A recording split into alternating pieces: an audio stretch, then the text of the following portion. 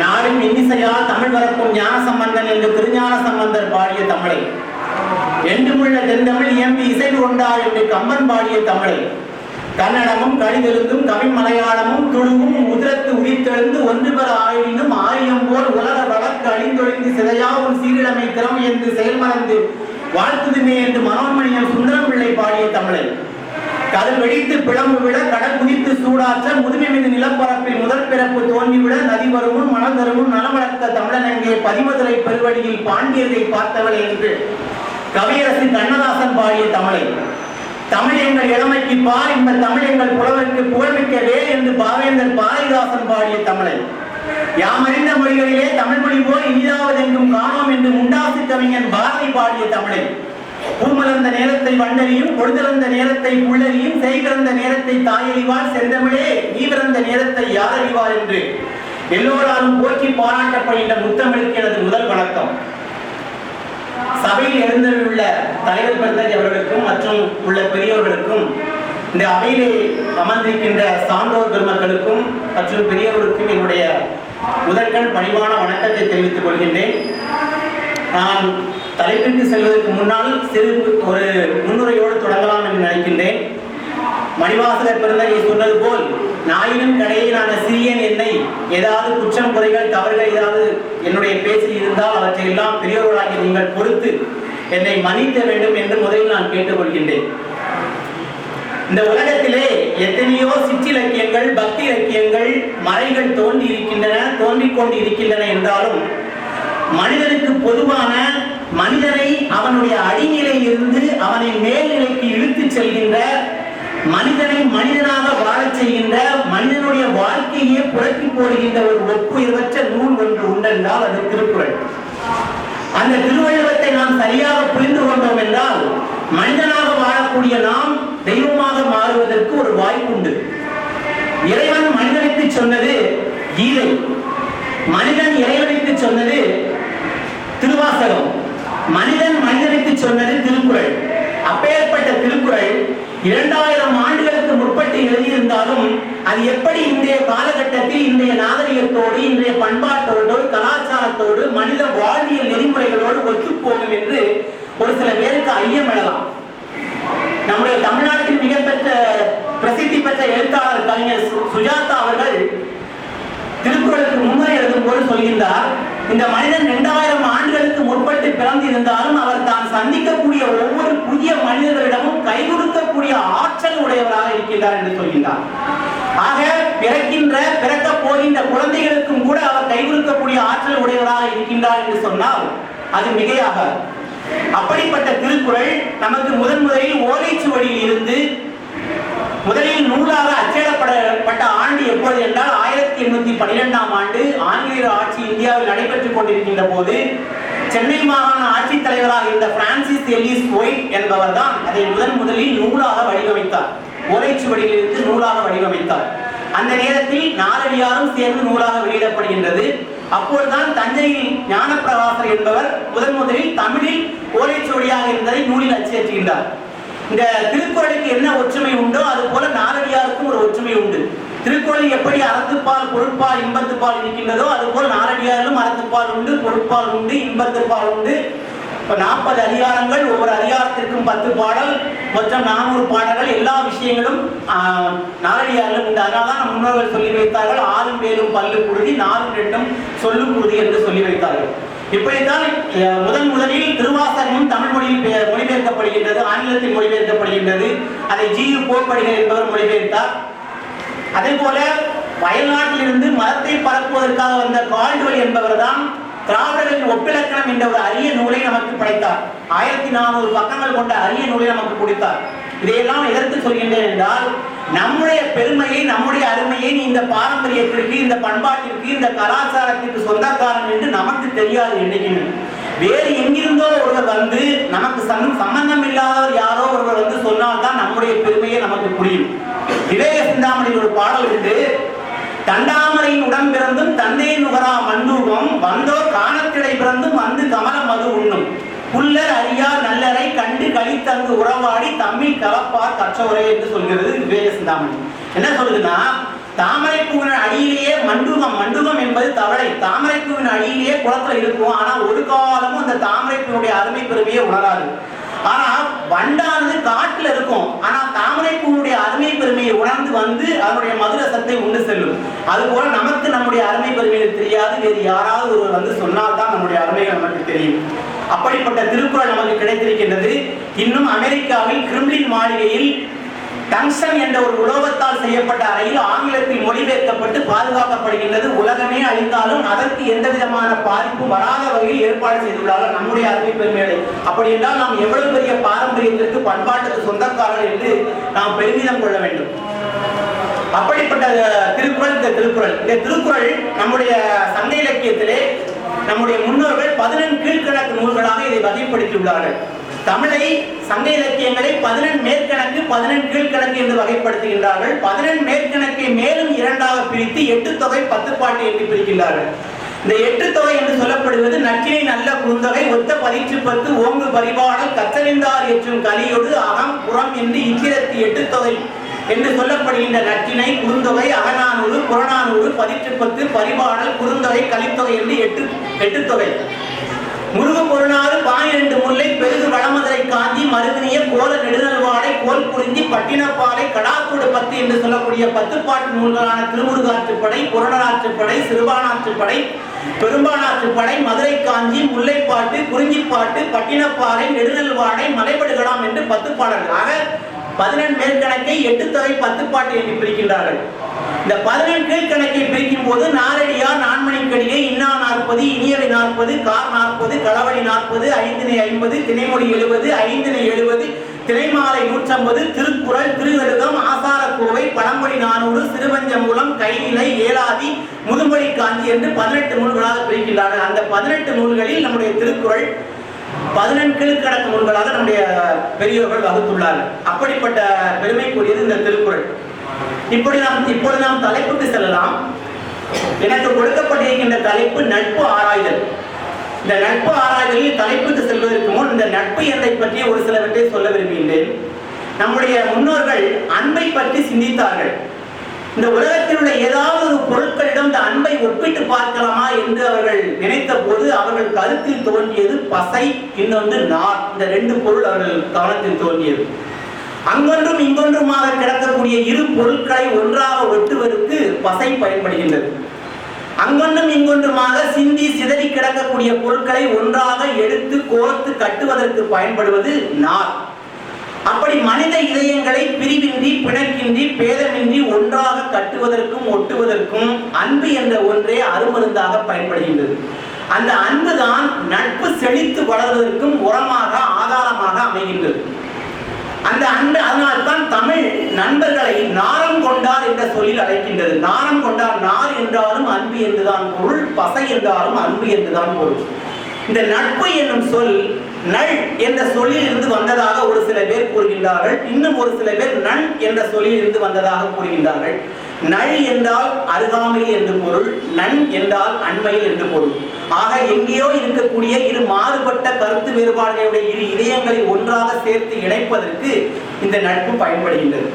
இப்படிப்பட்ட நட்பிலே நல்ல நட்பு, தீய நட்பு, போலி நட்பு, கூடா நட்பு என்று பல வகைகள் இருக்கின்றன. இளமையிலே ஒருவர் நட்பை போற்ற வேண்டும், முதுமையிலே ஒருவர் நட்பை பராமரிக்க வேண்டும். இளமையிலே நட்பின் அருமை சிலருக்கு தெரியாது, ஆனால் முதுமையில் அந்த நட்பின் பெருமை முழுமையாக புரியும். இந்த நட்பு ஒன்றுதான் மனிதன் சங்கடத்திலும் கஷ்டத்திலும் வாழ்ந்து கொண்டிருக்கும் போது அவனுக்கு ஒரு மிகச்சிறந்த சரணாலயமாக, மிகச்சிறந்த ஒரு புகலிடமாக விளங்குவது இந்த நட்பு ஒன்றுதான். இந்த நட்பு எப்படி மலர வேண்டும் என்றால், எப்படி ஒரு விதை பூவாகி, இலையாகி, பூவாகி, காயாகி, கனியாகி பலன் கொடுக்கின்றதோ அதுபோல நட்பு என்பது மெல்ல மெல்ல அரும்பி மனம் வீசி ஒளிபரப்ப வேண்டும். அப்படி இருந்தால்தான் அந்த நட்பு நம்முடைய இறப்பு காலம் வரும் இறுதி நாள் வரை நம்முடன் வந்து சேரும். அப்படி இல்லாமல் முதல் சந்திப்பில் சந்தித்த காதலும் முதல் நாள் முகழ்த்த நட்பும் இலையுதிர் காலத்தில் இல்லாமல் போய்விடும். அப்படிப்பட்ட அந்த நட்பு எப்படிப்பட்டது என்றால், எப்படி தீய நட்பு எப்படிப்பட்டது என்றால், எப்படி காலை சூரியனுடைய நிழல் நீண்டு கொண்டே சென்று நேரம் போக போக அவை கடைசியில் இல்லாமல் போய்விடுகின்றதோ அதுபோல தீயவர்களின் நட்பும் கால நடையில் கண்மூடிவிடும். ஆனால் இந்த நல்லவர்களுடைய நட்பு எப்படிப்பட்டது என்றால், மாலை சூரியனுடைய நிழல் எப்படி நீண்டு கொண்டே சென்று அந்த சூரியன் மறையும் வரை இருந்து அது மறைகின்றதோ, அது போல நம்முடைய இறப்பு நாள் வரும் இறுதி காலம் வரை அந்த நல்ல நட்பானது நம்முடனே தொடர்ந்து பயணிக்கும். இதை நாளடியார்கள் ஒரு பாடல் சொல்வார்கள். பெரியார் கேள்வி பிறைபோல் நாடும் வரிசை வரிசையாய் நந்தும், வரிசையால் வானூறு மதியம் போல் வரிகளும் தேயுமே தானே சிறியார் தொடர்பு அப்படின்னு சொல்லு.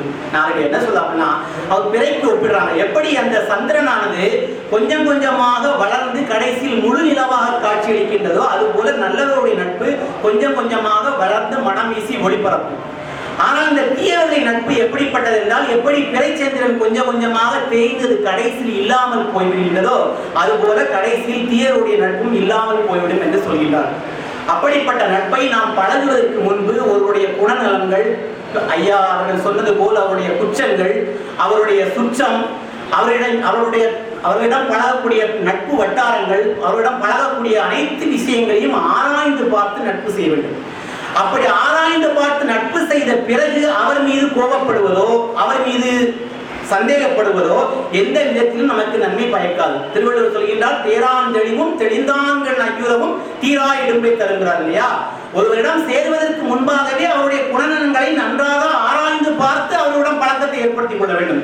பழக்கத்தை ஏற்படுத்தி கொண்ட பிறகு அவர்களிடம் ஏதாவது குற்றமுறைகள் காணப்பட்டால் கூட அதை நாம் பெரிதாக கொள்ளக்கூடாது. குணம் நாடி குற்றம் நாடி அவற்றுள் மிகை நாடி மிக்க குழல், அவ்வளவுதான். அது ஏதாவது இருந்தா கூட சரி, நம்ம நண்பன் தானே அப்படின்னு அட்ஜஸ்ட் பண்ணிட்டு போனால்தான் நட்பு நீடிக்குமே தவிர வேற எந்த காரணத்தை கொண்டு நட்பு நீடிக்காது. அப்படிப்பட்ட நட்பிற்கு ஆதாரமாக விளங்குவது எது என்றால், அன்பும் நம்பிக்கையும் தான் நட்பிற்கு ஆதாரமாக விளைகின்றது. இந்த அன்பும் இருவரை சந்திக்கக்கூடிய சங்கமத்தில், அன்பில்லாதவர்கள் இருவரை சந்திக்கக்கூடிய சங்கமத்தில் அவர்களுடைய முகங்கள் வெறும் படங்கள், அவருடைய ஓசை வெறும் கிண்கிணி ஓசை என்கின்றார் அறிஞர் பேகன். சமவெளியில் நின்று பார்ப்பவனுக்கு தெரியாது மலையினுடைய அருமை. ஆனால் நற்பண்புகளை உடைய நல்ல நண்பர்கள் அருகில் இருக்கும் போது அவர்களுடைய பண்பு நலன் நமக்கு தெரியாது. அவர்கள் நம்மை விட்டு விலகி செல்லும் போதுதான் அந்த நட்பினுடைய அருமை தெரியும் என்கின்றார் கலீல் ஜிப்ரான் என்ற ஒரு அறிஞர். நட்பை ஏற்படுத்தி கொண்ட பிறகு அதை கழட்டி எறிவதற்கு நாம் அணிந்திருக்கும் சட்டை அல்ல, அது நம் உடம்போடு ஒட்டிய ஒரு சதையை போன்றது. மிகவும் கஷ்டம் அதை கழட்டி எறிவதற்கு. ஆகவே நட்பிற்கு அடித்தளமாக விளங்குவது அன்பு ஒன்றுதான். அன்பும் நம்பிக்கையும் தான் ஆன்மாவின் தாய்ப்பால் என்பார்கள் பெரியவர்கள். அப்படிப்பட்ட நட்பிற்கு ஆதாரமாக விளங்கக்கூடியது அன்பு. ஏன் இறைவனையே கூட சொல்லும் போது அன்பிற்கு தானே ஒப்பிடுகின்றார்கள்.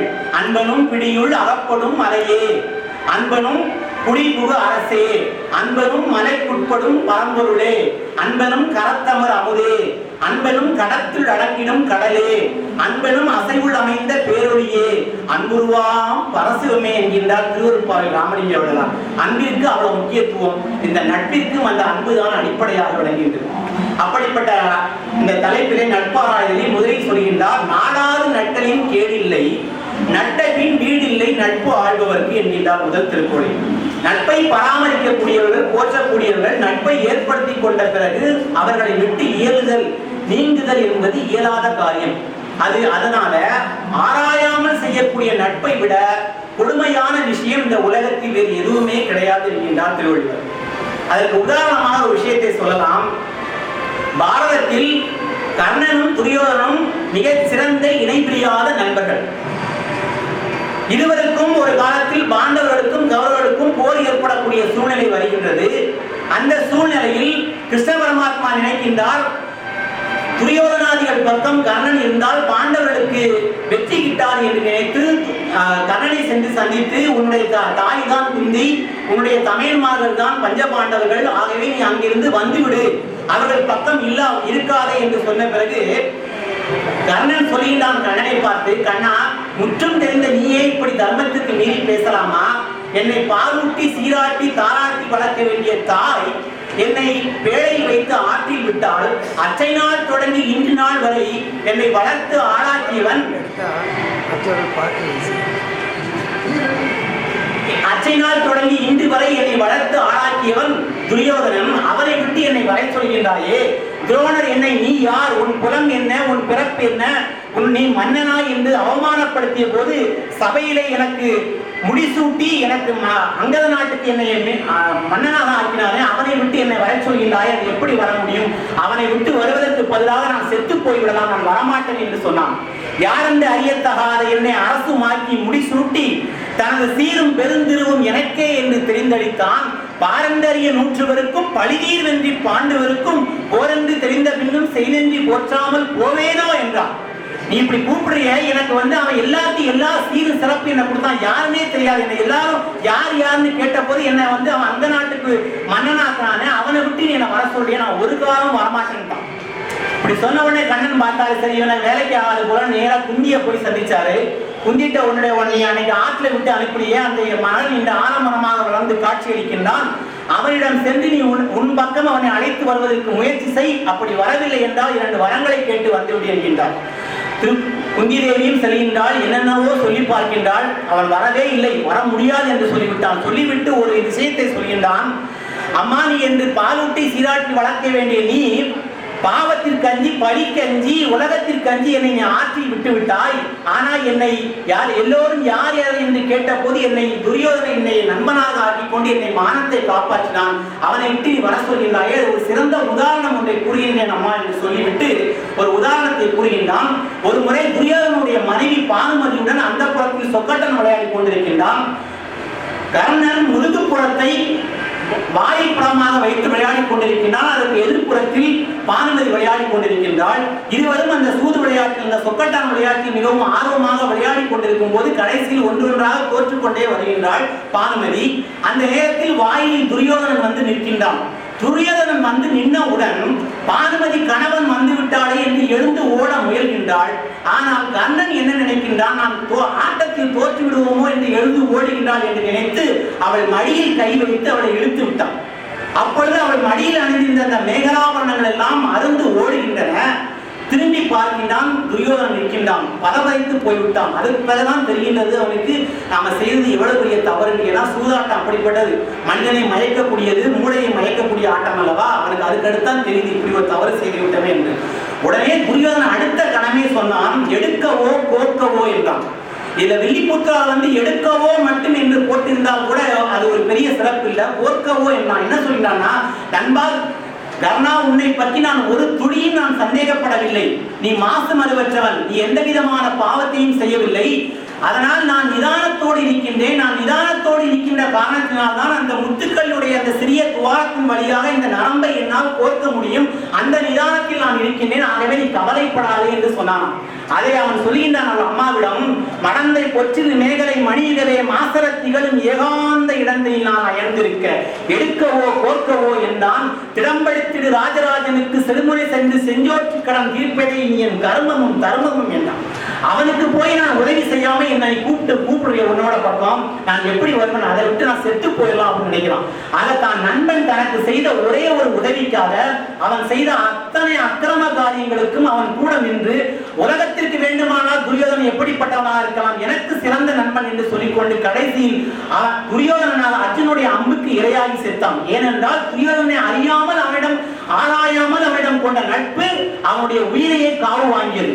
செஞ்சோற்று கடன் தீர்க்க வேண்டும் என்ற ஒரே காரணத்திற்காக தன்னுடைய உயிரை மாய்த்தான். அதனால கவிஞர் கண்ணதாசன் பாடுவார், செஞ்சோற்று கடன் தீர்க்க சேராத இடம் சேர்ந்து வஞ்சத்தில் வீழ்ந்தாயடா கர்ணா, வஞ்சகன் கண்ணனடா கர்ணா, வஞ்சகன் கண்ணனடா. உள்ளத்தில் நல்ல உள்ளம் உறங்காதென்பது வல்லவன் வகுத்ததடா கர்ணா, பருவகை எதிர்கொள்ளடா என்று பாடினார் கவிஞர் கண்ணதாசன். ஆக அறியாமல் ஆராயாமல் அவனிடம் செய்த நட்பு அவனுடைய உயிரையே பழிவாங்கக்கூடிய சூழ்நிலைக்கு கொண்டு விட்டது என்ற விளக்கத்தை இந்த முதல் பாடல் மூலமாக நாம் அறிகின்றோம். இரண்டாவது பாடல் சொல்கின்றார் திருவள்ளுவர், ஆய்ந்து ஆய்ந்து கொள்ளாதான் கேண்மை கடைமுறை தாம் சாம் துயரம் தருகிறார். என்ன சொல்றாங்கன்னா, ஆராயாமல் செய்யக்கூடிய நட்பானது அவனுடைய சாவிற்கு அவனே வழிதடுகின்றான், அவனுடைய சாவிற்கு அவனே காரணமாக அமைவான் என்று சொல்கின்றான். இதுக்கு ஒரு உதாரணத்தை சொல்லலாம். ரோமாபுரியை ஆண்ட மன்னன் ஜூலியஸ் ரோமியஸ் என்ற ரோமாபுரியை ஆண்ட மன்னன் மிகவும் சீரும் சிறப்புமாக அந்த நாட்டை ஆண்டு கொண்டு வருகின்றான். அவனுடைய நண்பன் புரூட்டஸ், அவனும் ரோமியோ ஜூலியட்டும் மிகவும் சிறந்த இணை பிரியாத நண்பர்கள். இவர்கள் இருவர்களுடைய நட்பை பார்த்து கசியஸ் என்பவன் மிகவும் பொறாமை கொள்கின்றான் மனத்தில். இந்த கசியஸ் என்பவன் யார் என்றால் புரூட்டஸினுடைய தங்கை ஜூலியாவை மணந்தவன். அப்படி என்றால் புரூட்டஸிற்கு மச்சான், புரூட்டஸ் ரோமியோ ஜூலியட்டுக்கு நண்பன். இவர்கள் இருவரும் இணை பிரியாத நண்பர்கள். கசியஸ் மனதிற்குள் ஒரு நினைப்பு, என்ன நினைப்பு என்றால் நம்மை விட ரோமியோ ஜூலியட் என்னும் ஒரு பெரியவன் இல்லை என்ற ஒரு காழ்ப்புணர்ச்சி மனதிற்குள், ஒரு பொறாமை தீ. அப்பொழுது அந்த ஏதென்ஸ் நகருக்கு ஒரு பிரேட்டர் பதவி கொண்டு வருகிறது. பிரேட்டர் என்றால் இப்போது உள்ள மேயர் பதவி மாறி அந்த பதவிக்கு கசியஸும் போட்டி போடுகின்றான், புரூட்டஸும் போட்டி போடுகின்றான். கடைசியில் ரோமியோ ஜூலியட் தன்னுடைய நண்பன் புரூட்டஸுக்கு அந்த பதவியை கொடுத்தான். இதன் மூலம் பொறாமை தீ இன்னும் குழந்து விட்டு எரிய தொடங்கியது கசியஸுக்கு. இவரை எப்படியாவது தீர்த்து கட்ட வேண்டும், அதற்கு என்ன செய்வது என்று யோசித்த போது அவன் புத்தியில் பட்டது புரூட்டஸை அதற்கு சாதகமாக பயன்படுத்த வேண்டும் என்று நினைத்தான். ஏனென்றால் புரூட்டஸும் ரோமியோ ஜூலியட்டும் மிகவும் இணைப்பிரியாத நண்பர்கள். புரூட்டஸ் என்ன சொன்னாலும் அதை செய்வான் ரோமியோ ஜூலியட். அந்த அளவுக்கு நண்பன் மீது அவ்வளவு அளவற்ற நம்பிக்கை, அளவற்ற பாசம், அளவற்ற அன்பு அவனுக்கு. அவன் சபையில் இருந்தான் என்றால் நம் நண்பன் இருக்கின்றானே என்று எதையும் யோசிக்காமல் செல்லக்கூடியவன் ரோமியோ ஜூலியட். கடைசியில் அவன் என்ன நினைக்கின்றான், இந்த ரோமியோ ஜூலியட்டை கொல்வதற்கு புரூட்டஸையே பயன்படுத்துகின்றான். புரூட்டஸின் தந்திர வலை, புரூட்டஸ் என்ன நினைக்கின்றான், இந்த கசியஸனுடைய புகழ்ச்சி வலைக்கு அகப்பட்டு அவனுடைய தந்திர வலையில் சிக்குகின்றான். அவனே தன்னுடைய நண்பனை கொல்வதற்கு திட்டம் தீட்டுகின்றான். அன்று முதல் நாள் செனட் சபைக்கு செல்கின்றார் ரோமியோ ஜூலியட். அப்பொழுது உடனிருக்கின்ற அனைத்து நெருங்கிய நண்பர்கள் எல்லாம் சொல்கின்றார்கள், நீங்கள் இந்த சபைக்கு செல்ல வேண்டாம், உங்களை கொல்வதற்கு எதிரிகள் திட்டமிட்டிருக்கின்றார்கள் என்று சொன்னபோது ரோமியோ ஜூலியட் சொன்னான், அது எப்படி சொல்கின்றார், என்னுடைய நண்பன் புரூட்டஸ் சபையில் இருக்கின்றான், என்னுடைய நண்பன் புரூட்டஸ் சபையில் இருக்கும்போது எனக்கு எந்த துன்பம் வந்துவிடப் போகிறது, எனக்கு எந்த துன்பமும் ஒரு காலம் நேராது, அதனால் நான் இந்த சபைக்கு செல்வேன் என்று செல்கின்றான். உள்ளே செல்லும் போது அங்கு மறைந்திருந்தவர்கள் எல்லாம் அவனை கத்தியால் கழுத்தில் குத்தி 23 முறை அவனை தொடர்ந்து ஆயுதத்தால் தாக்கி அவனை குருதி வெள்ளத்தில் சாய்க்கின்றார்கள். அப்பொழுது கூட அவன் தேடுகின்றான் தன்னுடைய நண்பனை எங்கே, புரூட்டஸை எங்கே என்று தேடுகின்றான். எங்கேயோ மறைந்திருந்த புரூட்டஸ் வாளுடன் கத்தியோடு பாய்கின்றான் இவனை கொல்வதற்கு. தன்னுடைய நண்பன் தன்னை கொல்ல வருவதை பார்த்தவுடன் அவன் தடுக்கவே இல்லை. நீயுமா குழந்தா என்று கேட்டான். அதாவது அன்புக்குரியவர்கள் நகத்தால் ஏற்படுத்தக்கூடிய ஒரு சிறிய காயம் கூட வாளால் வெட்டிய அளவுக்கு ஒரு பெரிய கொடுமையை, ஒரு துன்பத்தை கொடுக்கும். தன்னுடைய நண்பரையே தன்னை கொல்லும் போது நான் எதுக்கு அவனை தடுக்கணும்னு சொல்லினா அவன் வாளால வெட்டி கொண்டான். ஆக எல்லாரும் சொல்றாங்க, புரூட்டஸ் உன்னுடைய நண்பன் இப்படிப்பட்டவன், உன்னுடைய நண்பன் சரிவரை உனக்கு விரிக்கின்றான், உன்னுடைய நண்பன் தான் உன்னை உயிரை பறிக்க போகிறான் என்று அனைவரும் சொன்ன பிறகும் கூட அவன் நண்பன் மீது ஆராயாமல் அவன் நண்பனிடம் கொண்ட நட்பு அவனுடைய உயிரையும் காவு வாங்கியது. 3வது பாடலில் திருக்குறள் சொல்கின்றார், குணனும் குடிமையும் குற்றமும் குன்றா இனனும் அறிந்தியாக்க நட்பு. ஐயா அவர்கள் ஆல்ரெடி அதை பற்றி விளக்கம் சொல்லிவிட்டார்கள், நான் சொல்ல தேவையில்லை, இருந்தாலும் சொல்கின்றேன். இதிலே நான் ரொம்ப வியந்தது திருவள்ளுவரை பற்றி. குணத்தை விட்டுருங்க, ஒருத்தட்ட குணத்தை பற்றி பழகணுங்கிறது 2. குணனும் குடிமையும், அவனுடைய குடிப்பிறப்பு அது கூட 2வது, குற்றமும் அது கூட 2வது. ஆனால் அவனுடைய சுற்றத்தை சொல்கின்றார்கள் பாருங்கள். அவன் எந்த சுற்றத்தோடு சேர்ந்திருக்கின்றானோ, யாரோடு பழக்கம் வைத்திருக்கின்றானோ, யாரோடு நட்பு வைத்திருக்கின்றானோ அவர்களை பொறுத்துத்தான் அவனுடைய மனோநிலை அமையும் என்கின்றார். இதை நாம் 2 வகையாக எடுத்துக்கொள்ளலாம். 2 பொருட்களை பார்க்கலாம் அந்த விஷயத்தில். என்ன என்றால், ஒரு நண்பனை சுற்றி பல நண்பர்கள் இருக்கின்றார்கள், அவனுக்கு பல சுற்றங்கள் இருக்கின்றது, பல சொந்தக்காரர்கள் இருக்கின்றார்கள் என்றால் என்ன காரணம்? உண்மையிலே அவன் நல்லவனாக இருந்தால்தான் சுற்றமும் சூழ புடை சூழ அவன் வாழ்வான் என்று ஒரு பொருள். இன்னொரு பொருள், அவனுடைய சுற்றம் எந்த அளவுக்கு இருக்கின்றதோ அதை பொறுத்துதான் இவனுடைய மனோநிலையும் அமையும். நிலத்தியல்பால் நீர் தீர்ந்தற்றே மாந்தருக்கு இனத்தியல்பதாகும் அறிவுன்னு சொல்லார் இல்லையா திருவள்ளுவர். எப்படி நீரானது தான் சேருகின்ற நிலத்திற்கு தகுந்த மாதிரி, தன்மைக்கு தகுந்த மாதிரி தன்னுடைய நிறத்தை மாற்றிக் கொள்கின்றதோ, அதுபோல எவன் ஒருவன் தான் சேரக்கூடிய நட்பு வட்டாரத்தை பொறுத்து, தான் சேரக்கூடிய சுற்றத்தை பொறுத்து தான் அவனுடைய மனோநிலையும் அவனுடைய குணநலன்களும் அமையும். பகவத்கீதையில் கிருஷ்ண பரமாத்மா சொல்லவில்லையா, நீ எதை நினைக்கின்றாயோ அதுவாகவே மாறுவாய் என்று சொல்கிறார்களா? அதுபோலவே நாம் யாருடன் சேர்கின்றோமோ அவர்களுடைய குணநலன்கள் தான் நமக்கு அமையும். அது எந்த விதமான மாற்று கருத்தும் இல்லை. அப்படிப்பட்ட நட்பை எப்படி தேர்ந்தெடுக்க வேண்டும் என்று சொல்கின்றார்கள். நச்சாமரை கயத்தில் நல்லெண்ணம் சேர்ந்தால் போல் கச்சாரை கச்சாரை காமுறுவர், கற்பில்லா மூர்க்கரை மூர்க்கர் முகப்பர், முதுகாட்டில் காக்கை உறக்கும் பிணம் என்கின்றார் அவள். அதாவது ஒரு குளத்துல தாமரை பூ இருக்குன்னா அந்த தாமரை பூவை தேடித்தான் அன்னப்பறவை செல்லுமா. அதுபோல நல்லவர்களை தேடி நல்ல நண்பர்கள் செல்வார்கள். ஆனால் தீய நண்பர்கள் தீயவர்களை தேடி செல்வது எப்படிப்பட்டது என்றால், கழுகு எப்படி சுடுகாட்டில் உள்ள செத்த பிணத்திற்கு ஏங்கி அதை தேடி செல்லுமோ அதுபோல தீயவர்கள் தீய நட்பை தேடி செல்வார்கள் என்கின்றனர். அப்படிப்பட்டது இந்த சுற்றமானது. அதனால்தான் சொல்றாரு நம்ம வள்ளல் பெருமான் சொல்றாரு, ஒரு மனதுடன் எனது திருமலரடி நினைக்கின்ற உத்தமதம் உறவு வேண்டும், உள்ளொன்று வைத்து புறமொன்று பேசுவார் உறவு கலவாமை வேண்டும் என்கிறார். யார் நம்ம இப்ப அப்படிதான் நடந்துட்டு இருக்கு. நம்ம முன்னாடி ஒண்ணு பேசுவாங்க, இந்த மாதிரி வருமாப்பா, யாருப்பா ரொம்ப நல்லாப்பா, நம்ம அந்த பக்கம் முழுக திருப்பினவுடனே நம்மளை பத்தி ஒண்ணு பேசுவாங்க. இதுதான் உலக இயல்பு இல்லையா? இப்படித்தான் உலக இயல்பு நடந்து கொண்டிருக்கு. அந்த காலகட்டத்தில் அவர் சொல்றார், ஒரு மனதுடன் எனது திருமலரடி நினைக்கின்ற உத்தமதம் உறவு வேண்டும், உள்ளொன்று வைத்து புறமொன்று பேசுவார் உறவு கலமாயம் வேண்டுங்கிறார். இதுக்கு அடுத்து ஒரு பாடல சொல்றாரு, காமதன் பகைவனும் கோபதன் கொடியனும் கனலோக முழுமூடனும் கடுமோக வீரனும் கொடுமதம் எழுந்துட்ட கண்டட்ட ஆங்காரியும் ஏவனூறு மாச்சரிய வீரனும் கொலையென்று எம்பும் பாதகனும் இவ் எழுவரும் மற்றும் அவருக்கு உரமான பெயர்களும் என்னை பற்றிடாமல் அருள்வாய் தன்முக துய்யமணி உன்முக செல்வமணி சண்முக தெய்வமணி என்கிறார். இந்த 7 பேரை சொன்னா கூட பரவாயில்ல, அந்த 7 பேரை சுத்தி இருக்கக்கூடிய உறவுகள் இருக்கா, அந்த உறவு கூட என் பக்கத்துல வந்துடக்கூடாது. அப்ப அந்த சுற்றத்தாரர் அவருடைய நட்புக்கு மிக ஆதாரமாக விளங்குகின்றார்கள். அந்த சுற்றமும் எனக்கு நல்லபடியாக அமைய வேண்டும் என்று வேண்டுகின்றார். அதனால்தான் அபிராமிப்பட்டர் பாடலில் சொல்லும் போது, கலையாத கல்வியும் குறையாத வயதும் ஓர் கபடுவாரா நட்பும் பாரு. அது என்ன ஓர் கபடுவாரா? ஒரு நாள் கூட தன்னுடைய மனத்தில் வஞ்சத்தை நினைத்திருக்காத ஒரு நட்பு என்னை சேர வேண்டும் என்றார். கடைசியில் ஒரு பாடலை பாடுவாரு அவரு, இல்லாமை சொல்லி ஒருவர் நம்பார் சென்று இழிவுபட்டு இல்லாமை நெஞ்சில் இணைவுகிறே. இந்த 2 வரையும் விட்டா எனக்கு பிரச்சனை இல்லை. இந்த 2 வரைக்கும் அடுத்து சொல்றாரு, இல்லாமை சொல்லி ஒருவர் நம்பார் சென்று இழிவுபட்டு இல்லாமை நெஞ்சில் இணைவுகிறேன், நித்தம் நீடு தவம் கல்லாமை கற்ற கயவதம்பால் ஒரு காலத்திலும் செல்லாமை வைக்க திரிபுரை பாதங்கள் சேர்ந்து ஏற்பார்கள். எந்த அளவுக்கு அவர் நட்பை பற்றி உயர்ந்து அவர் உணர்ந்திருக்காங்க. அதனால்தான் அவருடைய வாயிலிருந்து அந்த வார்த்தை வருது. அவை சொல்றா, அட்டாலும் பாசுவையில் குன்றாத அளவதாய் நட்டாலும் நண்பல்ல நண்பல்ல, கெட்டாலும் மேன்மக்கள் மேன்மக்களை சந்து சுட்டாலும் மென்மை தருகிறார். பாலை காய்ச்சும் போது அதை எவ்வளவுதான் வற்ற காய்ச்சினாலும் அதனுடைய அளவு குறைவே தவிர அதனுடைய சுவை ஒரு நாளும் குறையாது. அதுபோல சான்றோர் பெருமக்கள், கற்றறிந்த அறிவுடையவர்கள், படித்தவர்கள், நல்ல நண்பர்கள், அவர்கள் காலத்தின் கோலத்தினால் வறிய நிலத்தில் தள்ளப்பட்டாலும் என்றும் அவர்கள் தன்னுடைய இயல்பு நிலையிலிருந்து மாற மாட்டார்கள்.